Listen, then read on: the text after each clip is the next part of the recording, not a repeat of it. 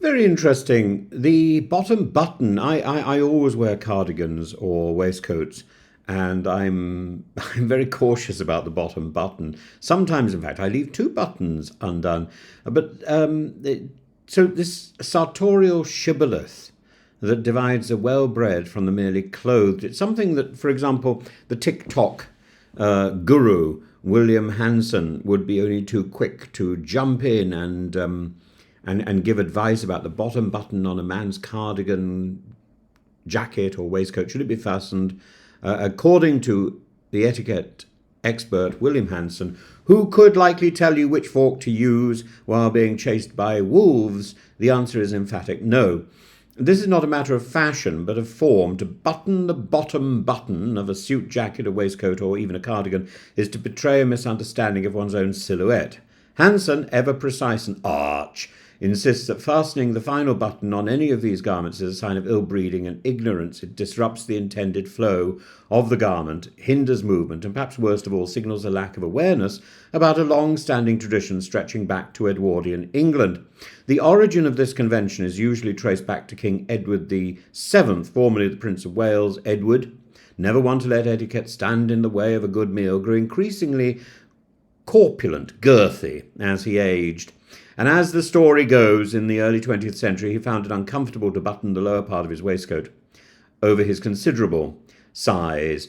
And out of sheer pragmatism, or perhaps rebellion, he began leaving that bottom button undone. And here's the key twist: his court followed suit.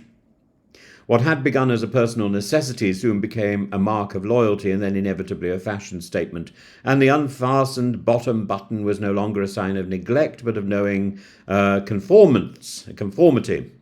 Edward, ever the trend-setter, he also popularised turn-up trousers, and the Norfolk jacket had unwittingly launched a tradition. And by the time of his death in 1910, tailors were designing waistcoats and jackets to accommodate the expectation that the bottom button should be left open. Structure, cut and drape all shifted to flatter a man with one button left free, and so the rule became baked into the architecture of male fashion.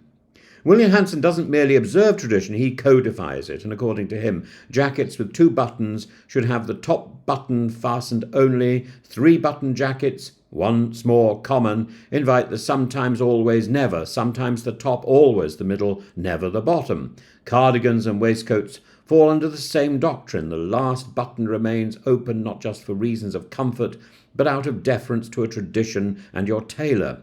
To do otherwise, as Hanson notes with customary dryness, risks looking like one has dressed in haste, or worse, dressed oneself.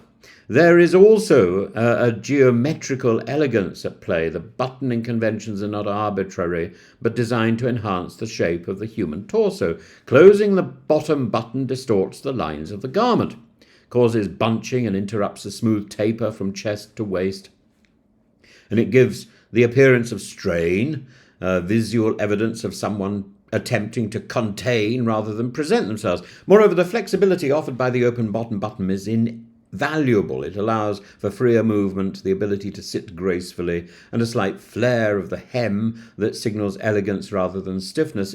It's the clothing equivalent of knowing not to clink one's glass when toasting.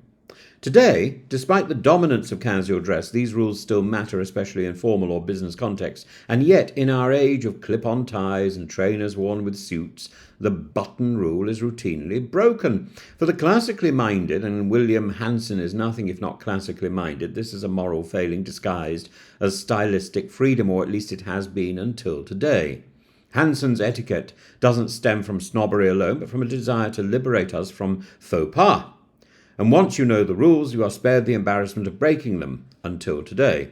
Or, if you choose to break them, as, say, the Italian spezzatura crowd sometimes does, you do so with the rakish confidence of someone who knows the rule well enough to subvert it with flair. Until today. Because today, the delights of Mr. Hanson are sort of put in the shade. Because when a person buttons his bottom button, like, for example, our Prime Minister, when a person of such status sets the standard buttons the bottom button, he also changes the tradition. So I would love to know from William whether or not Starmer's bottom buttoned manifestation today with Ursula von der Leyen is a sign that that tradition has now been scuppered. Our tailor's going to suddenly be redesigning waistcoats and cardigans and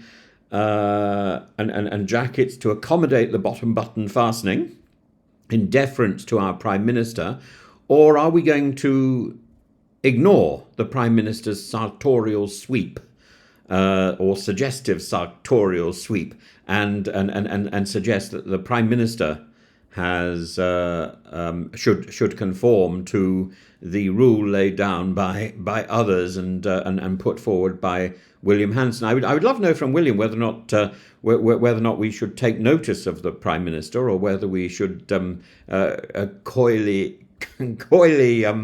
not pass any judgment and move on, or whether, you know, if somebody is as important as the Prime Minister of the country and changes the fashion in this manner, how many people are going to follow suit? Literally follow suit. Is this a change, or is this an aberration?